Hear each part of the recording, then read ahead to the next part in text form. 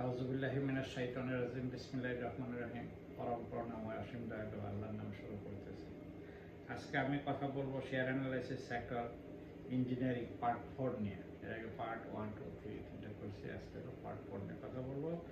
আজকের আলোচনার প্রথম শেয়ারটা হলো জিপিএইচ ইস্পাত। শেয়ারটা এই ক্যাটাগরি শেয়ারটা লিস্টেড হয়েছে আদার ইনফরমেশন বেসিক ইনফরমেশন। শেয়ারটা লিস্টেড হয়েছে 2012 সনে। অথরাইজ ক্যাপিটাল 1000 কোটি, পেইড আপ ক্যাপিটাল 483.88, মানে 484 কোটি টাকা, বেশ ভালো ক্যাপিটালে। এটা যদি আমরা ট্র্যাক রেকর্ড দেখি গত 10 বছর, তাহলে আমরা দেখব 2024 সনে তারা 10% ক্যাশ ডিভিডেন্ড দিছে, 2023 সনে 5% ক্যাশ এবং 5% বোনাস দিছে, 2022 সনে 5.5% ক্যাশ এবং 5.5% বোনাস দিছে, 2021 সনে 20% ক্যাশ এবং 10% বোনাস দিছে, 2020 সনে 5% ক্যাশ এবং 5% বোনাস দিয়েছে। আচ্ছা, 2019 সনে আমরা দেখব 5% ক্যাশ এবং 5% বোনাস দিয়েছে। 2018-তে তারা কোনো ক্যাশ ডিভিডেন্ড দেয় নাই, 10% বোনাস দিয়েছে। 2017-এ 5% ক্যাশ, 5% বোনাস। 2016-তে 12% ক্যাশ এবং 2015-তে 17% ক্যাশ ডিভিডেন্ড দিয়েছে। ভালো অবস্থা, প্রতি বছরই তারা কম্বিনেশনে দিয়ে যাচ্ছে এবং কখনোই 1, 2, 3 এরকম করে নাই, ভালো ডিভিডেন্ড দিয়ে যাচ্ছে। এটা যদি আমরা ফিনান্সিয়াল পারফরমেন্স দেখি, তাহলে আমরা দেখব প্রথম কোয়ার্টার জুলাই টু সেপ্টেম্বর লাভ হয়েছে মাত্র 14 পয়সা, দ্বিতীয় কোয়ার্টার অক্টোবর টু ডিসেম্বর লাভ হয়েছে 51 পয়সা এবং তৃতীয় কোয়ার্টারে জানুয়ারি টু মার্চে তাদের লস হয়েছে 2 পয়সা। তাতে 3 কোয়ার্টারে তাদের লাভ 63 পয়সা, খুবই কম। আচ্ছা, এটা লাস্ট ক্লোজিং প্রাইস গেছে 17 টাকা লাস্ট ক্লোজিং প্রাইস। আচ্ছা, এটা যদি আমরা আদার ইনফরমেশন দেখি, তাহলে আমরা দেখব স্পন্সরদের কাছে শেয়ার আছে 17.59, গভর্নমেন্ট নাই, ইনস্টিটিউশনাল হোল্ডিং হলো 20.11, ফরেন ইনভেস্টমেন্ট নাই, পাবলিক হোল্ডিং হলো 38.30। আচ্ছা, 52 সপ্তাহে যদি আমরা ট্র্যাকিং রেকর্ড দেখি, তাহলে আমরা দেখব মুভিং পারফরমেন্স দেখি, তাহলে দেখব শেয়ারটা হাই ট্রেড হয়েছে 33 টাকা 50 পয়সা, লো ট্রেড হয়েছে 16 টাকা 70 পয়সা। আচ্ছা, পরবর্তী শেয়ারটা হলো ইফাদ অটোস, এটা বি ক্যাটাগরি শেয়ার। আচ্ছা, এটা বেসিক ইনফরমেশন। শেয়ারটা লিস্টেড হয়েছে 2015 সনে। অথরাইজ ক্যাপিটাল 300 কোটি, পেইড আপ ক্যাপিটাল 268.25 কোটি। আচ্ছা, এদের ট্র্যাক রেকর্ড আগে ভালো ছিল, গ্র্যাজুয়ালি তারা খারাপ করতেছে। তার নমুনা এখন আমরা দেখব 2024 সালে তারা 1% ক্যাশ ডিভিডেন্ড দিচ্ছে এবং 1% বোনাস দিচ্ছে। 2023-এ তারা 10% ক্যাশ ডিভিডেন্ড দিচ্ছে। 2022-এ তারা 5% ক্যাশ এবং 5% বোনাস দিচ্ছে। 2021-এ তারা 11% ক্যাশ ডিভিডেন্ড দিচ্ছে। 2020-এ তারা 9% ক্যাশ ডিভিডেন্ড দিচ্ছে এবং 2% বোনাস দিচ্ছে। আচ্ছা, 2019-এ তারা 10% ক্যাশ ডিভিডেন্ড দিচ্ছে। 2018-এ তারা 22% ক্যাশ এবং 10% ক্যাশ ডিভিডেন্ড দিচ্ছে, খুব ভালো অবস্থায় গেছে। আচ্ছা, 2017-তে 21% ক্যাশ, 5% বোনাস। 2016-তে 13% ক্যাশ, 4% বোনাস এবং 2015-তে 7% ক্যাশ এবং 30% বোনাস। তাহলে প্রথম 10 বছর 5, 3, 8 বছর 9 বছর তারা ভালো ডিভিডেন্ড দিচ্ছে। গত বছর তারা খুবই খারাপ করছে। কেন খারাপ করছে আমার জানা নাই, এটা কোম্পানি ভালো বুঝবে। এটা যদি আমরা ফিনান্সিয়াল পারফরমেন্স দেখি, তাহলে প্রথম কোয়ার্টারে তারা লস দিছে 21 পয়সা, দ্বিতীয় কোয়ার্টারে তারা লাভ করছে 46 পয়সা, তৃতীয় কোয়ার্টারে তারা লাভ করছে 12 পয়সা, মানে 3 কোয়ার্টারে তাদের লাভ হলো 37 পয়সা। আচ্ছা, এটা যদি আমরা এটা লাস্ট ট্রেডিং প্রাইস গেছে 22 টাকা 10 পয়সা, 22 টাকা 10 পয়সা।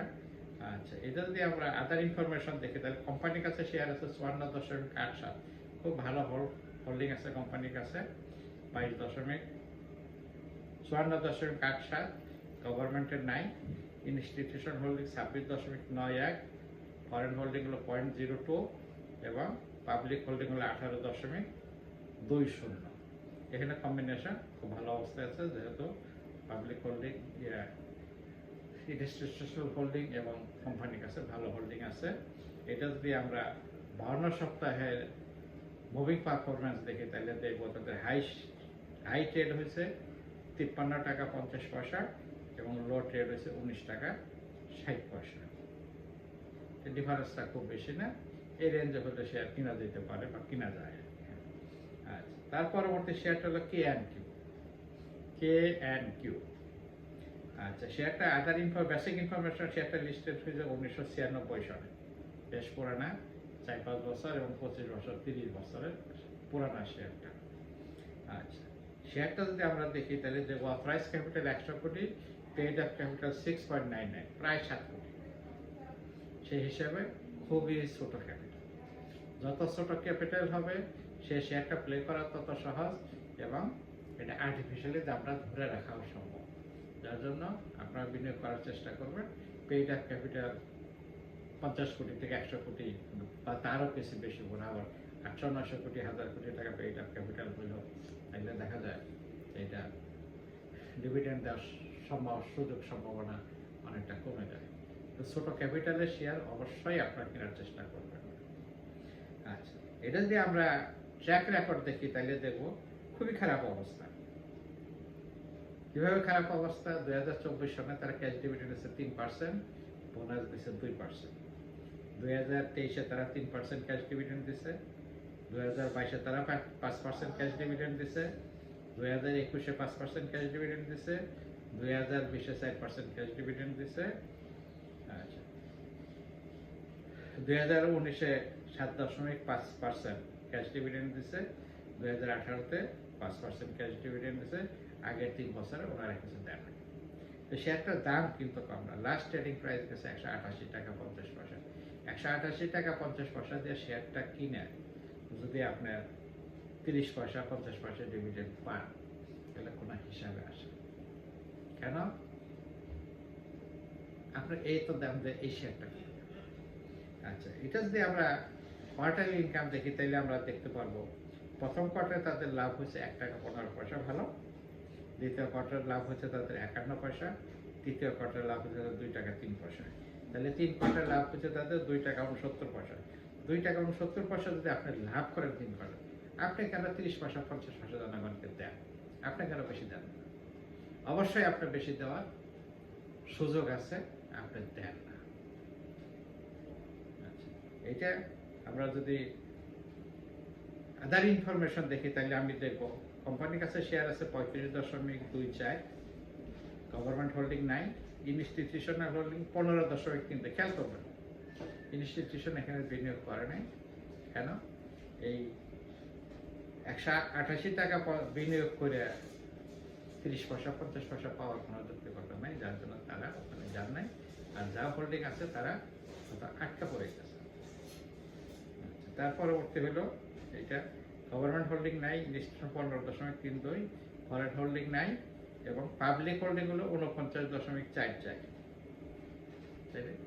স্পন্সরদের দিয়ে পাবলিক হোল্ডিংটা বেশি, কিন্তু পাবলিক এখানে কারা কিনেন আমি জানি না, হয়তো কিনা উচিত না। আমরা যদি 52 সপ্তাহে মুভিং অ্যাভারেজ দেখি তাহলে আমরা দেখতে পারবো শেয়ারটা 52 সপ্তাহে কোনো এক সময় তারা সর্বোচ্চ ট্রেড হয়েছিল 287 টাকা 80 পয়সায় এবং সর্বনিম্ন ট্রেড হয়েছে 182 টাকা 10 পয়সা। এটা 182 টাকা না, এই শেয়ারটা 20-30 টাকা আসা উচিত, 40 টাকা আসা উচিত।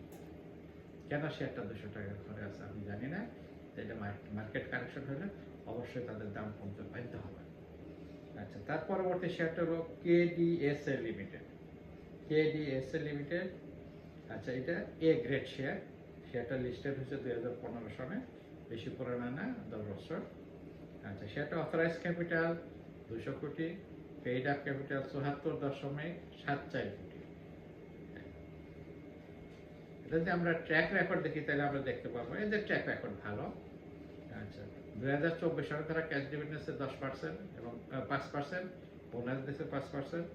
2023-এ তারা ক্যাশ ডিভিডেন্ড দিচ্ছে 10%, 2022-এ তারা ক্যাশ ডিভিডেন্ড দিচ্ছে 16%, 2021-এ তারা ক্যাশ ডিভিডেন্ড দিচ্ছে 15%, 2020-এ তারা ক্যাশ ডিভিডেন্ড 7.5% এবং বোনাস দিচ্ছে 7.5%।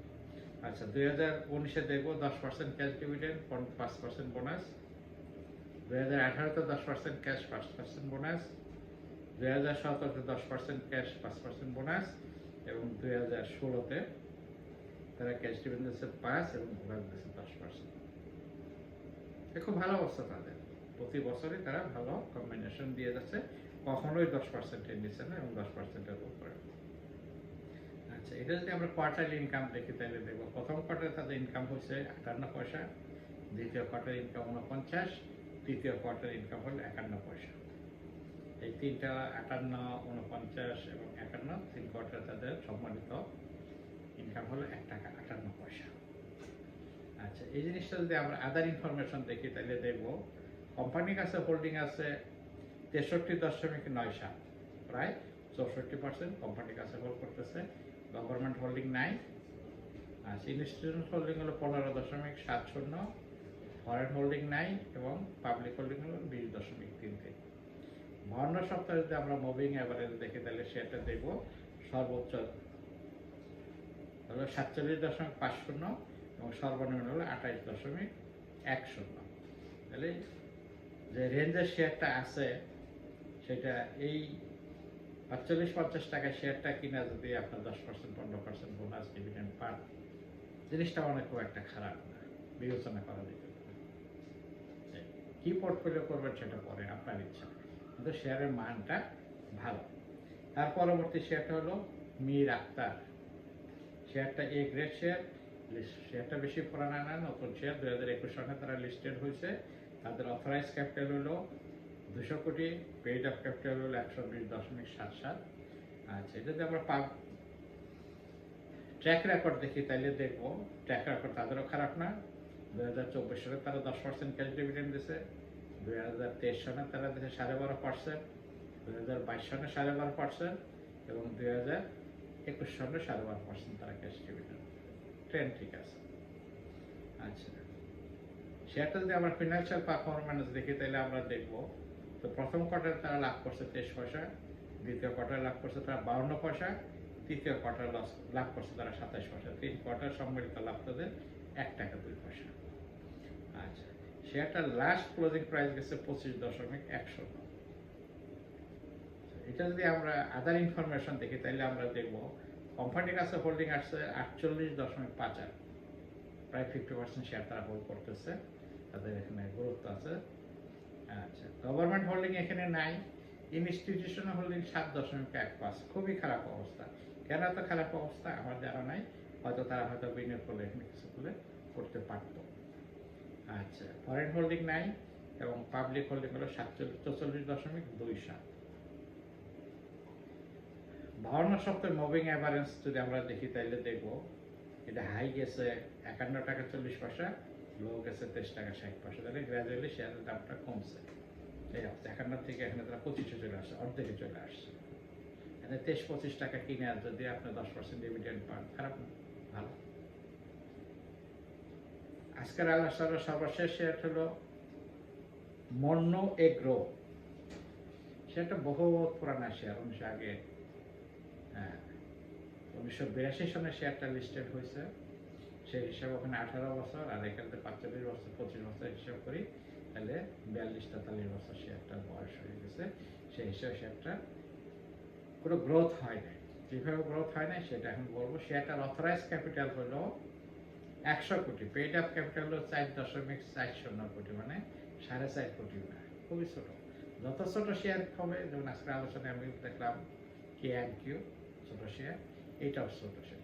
যত ছোট শেয়ার হবে তারা ডিভিডেন্ড দিক আর না দিক সেটা দামটা মার্কেটে অনেক বেশি থাকবে, PE রেশিও অনেক বেশি থাকবে। PE রেশিও যখন বেশি থাকবে তখন আপনার লাভ হওয়ার সম্ভাবনাটা কমে থাকবে, রিস্ক বেশি থাকবে, এটা খেয়াল করুন। যত PE রেশিও বেশি তত রিস্ক বেশি। PE রেশিও বাংলাদেশের স্ট্যান্ডার্ড হলো 15-16, এর ভিতরে হলে খুব ভালো হয় আর কি। কিন্তু এটা যখন আমরা দেখবো ট্র্যাক রেকর্ডটা দেখবো, আমরা দেখবো 2024 সনে তারা কোনো ক্যাশ ডিভিডেন্ড দেয় নাই, বোনাস দিয়েছে 22%।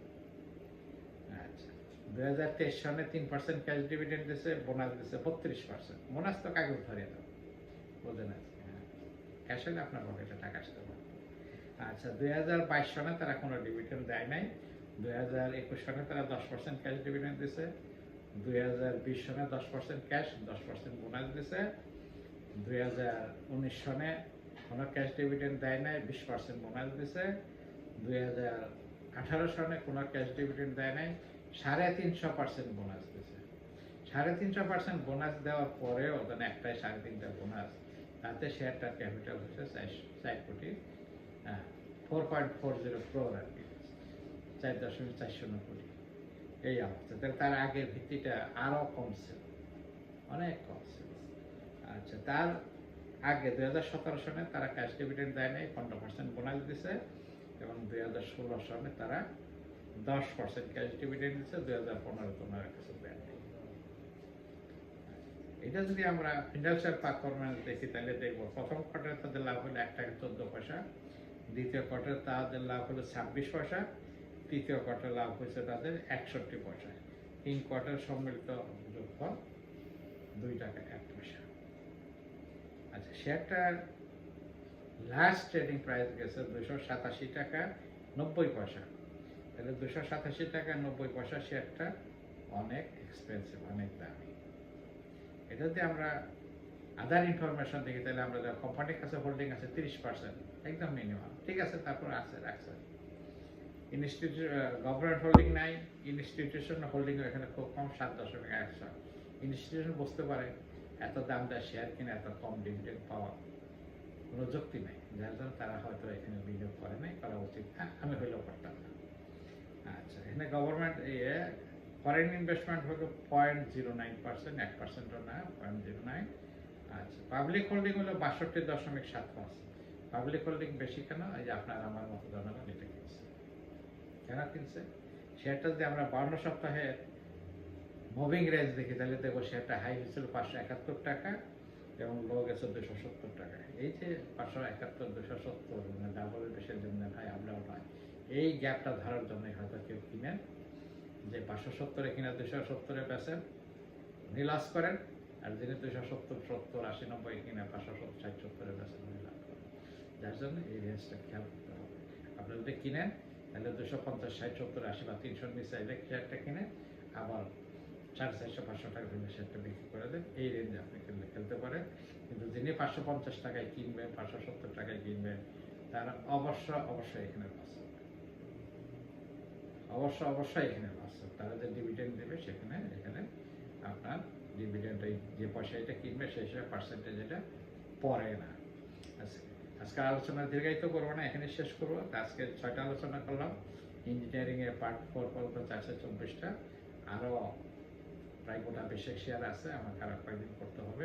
তাই আশা করছি আলোচনা ভালো লাগছে। যদি ভালো লাগে সাবস্ক্রাইব করবেন, কিন্তু বন্ধু মহলে যারা শেয়ার বেচা কিনা করেন বা শেয়ার বেচা ইন্টারেস্টেড আছেন তাদেরকে জিনিসটা শেয়ার করবেন। আজকের মতো এখানে রাখি। আল্লাহ হাফেজ, আসসালামু আলাইকুম।